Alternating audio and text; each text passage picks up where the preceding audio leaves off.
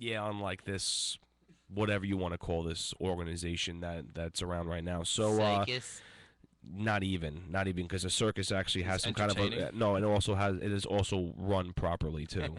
So this is not. We Why? got Well, what makes you think about the Jets? What do the Jets do, Frankie?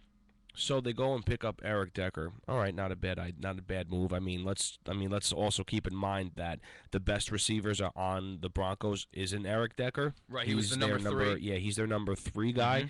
So when you have a talent like Demarius Thomas and a talent like Wes Welker and a talent like Julius Thomas, having the ball thrown to them by Peyton Manning, you know, Eric Decker is going to get a lot of love because they're going to get double teamed a lot in the games. When you have a guy like Yeah, because he did actually have a career year last year, but it's for the That's what I'm reasons saying. you said. It's because he wasn't the go-to guy. No, he wasn't. Yeah. Demarius Thomas is their go-to guy. He's their number 1 guy, and then they have Wes Welker and Julius Thomas. And Peyton Manning loves the slot, loves to throw to Julius Thomas. He loves his tight ends. So when Julius Thomas and Demarius Thomas were getting completely blanketed, who do you think is wide open? Eric Decker. And when you got a guy like Peyton Manning literally throwing a very accurate, easy to catch kind of ball, you're going to go out of your way to catch it. And also, Peyton Manning also could kind of like read the field and know where a guy is going to And be at a exactly. certain time. His timing was The timing is impeccable. also we're talking about clearly a Hall of Fame quarterback compared here, to compared to who's going to be throwing it to him now? At first, before even that. I mean, just think about before they even made that ridiculous pickup they just picked. Geno Smith was going to throw to Eric Decker. That was your saving grace, and your backup is Stephen Hill, and your tight end you just signed Jeff Cumberland again. So it's just like Jeff Cumberland is mediocre at best. At a tight end position, mediocre at best. We Ooh. watched him play last Get year. them. Get him, Frankie. Mediocre at best. Tell him. Let's get into Stephen Hill's. He's still not hitting his stride. I don't think he's hitting his stride. People are waiting for him to break out. I think he's going to break down, to be honest with you. Get him, Frankie. And then we have the guy who they signed, the Ringer.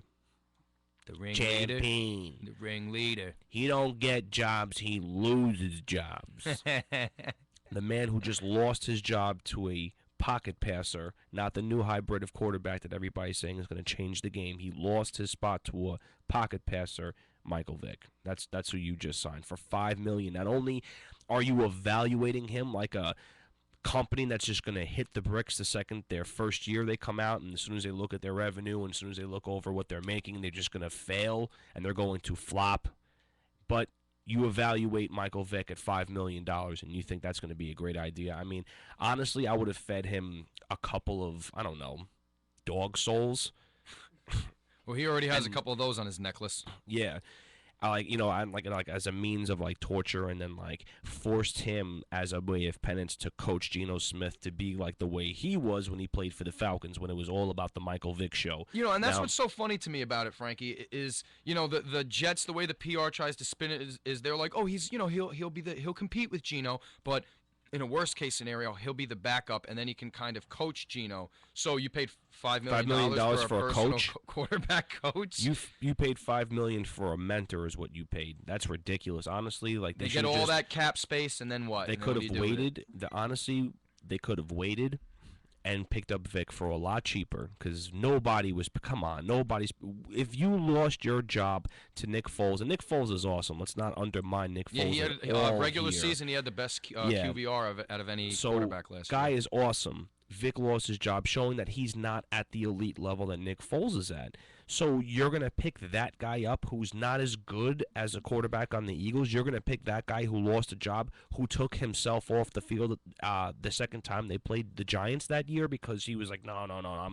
I felt the same pop in the same groin area where I pulled it, and I can't play anymore. So it's just like. And that's the big question with Vic, really, is because he actually ended up beating Nick Foles in the QB competition in training last year. But it's just at this age and with his body breaking down, he can't stay on the field anymore. The thing is, he's not Vic on the Falcons. He's not Vic when he first went to the Eagles. This is not the same. I mean, the beginning of last year, Vic had a great couple of games. His first couple of games, he did really well. His running yards was awesome, but he can't. And his passing. He was throwing for like 400 yards that first game. And let's keep in mind, like, come fourth quarter, Vic, you can see his chest pads expanding. That's like from a bird's eye view. That's how hard and how out of breath he is. So you're taking a college quarterback. You're taking a college way of a college offense, a college style offense meant for younger kids, and giving it to a man who's way past his peak.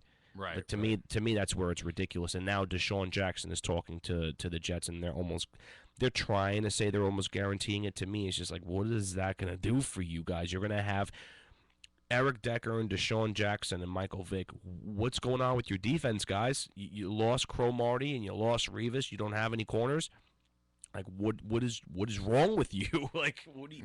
It's a glaring inconsistency. I mean, I know we've been talking about the Jets, which is 3 minutes, 3.5 minutes, way too long to be talking about the Jets. Well, but it's New York, so it's It's New Jersey to me. But it's relevant in the tri-state sports fan. That's the only reason why we're addressing it. I mean, if if the Giants were the type to make splashes in the offseason, we'd be talking about them. But that's not really the Giants' way. Which they actually did. They actually under took the radar away, though. They do it a little more under the radar. They don't go after the biggest name out there. They actually get guys who fill or not roles. not even the biggest name, just the most ridiculous name that's going to hit the tabloids. It's like, great, you guys picked up Michael Vick. Back page wars, man. They engage in those back page wars. A lot of things that they engage on Backpage, Johnny. Yeah, a lot of things they engage in on Backpage day, this day, that day, the they first go all time. throughout New York classifieds, and we're going to keep it classified exactly what they're clicking on. You know what I mean? You know what I'm saying? Hit the... I had to cut myself off twice. Yeah, had to stop. Had to Twice stop I had to before do it that. started, like the bus and speed. Yeah. 15 minutes down the hour, every hour, like a bus stop. Bus stop with that wrong mop. You know what I mean? This young bop. We'll leave it at that. So I think we discussed that Rashad Jennings from the Oakland Raiders is now on the Giants. Not bad. Honestly, not a bad move. Giants made moves this offseason. They took Rogers Cromartie away from the Jets. The Jets were looking to grab him. Giants grabbed him instead. Great. I thought that was a good move. I know Tuck is on the Raiders now. Broncos got some nice little switching them. I know DeMarcus Ware and the top corner in the Patriots, Talib. They're both on the Broncos right now. That's going to be a nice little look. I think the Bears just made a move too. Who did the Bears pick up? Are you aware? That I'm not too sure of. I'm not sure. I know the Bears, and I think Green Bay made some moves too. Well, the Bears got rid of Josh McCown. Okay. Their quarterback. He's on a team right now. I know somebody just picked him up. He's going to be throwing for somebody starting next year, which, to be honest, wasn't a bad move between him and Cutler. It wasn't bad. It's just Cutler is way more comfortable with Marshall, and Cutler's the guy that they want to go for. I mean, I thought Josh McCown was a nice little pickup because he did great with Alshon Jeffrey when he came in, and he had some chemistry with Marshall as well. So, I don't know. I have minimum hopes for the Bears this year. They just lost Julius Peppers on defense. Is that who went? Was it Peppers who went to Green Bay? Yeah, that's right. Julius Peppers is going to be with Clay Matthews, even though I just want Clay Matthews to fall down a rocky hill and just break every bone in his body on the way down. I can't stand him. And not look so much like Kane from WWE. Or not much look like a like Fabio. Like a woman from like an Amazonian background, like a just big burly woman. He is the love child of Kane and Fabio, I would say. I can't even finish that sentence. All right.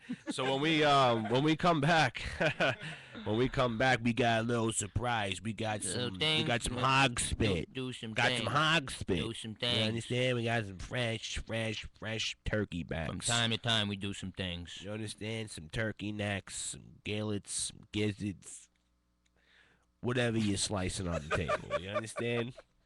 When we come back, we're gonna kidnap and suffocate you.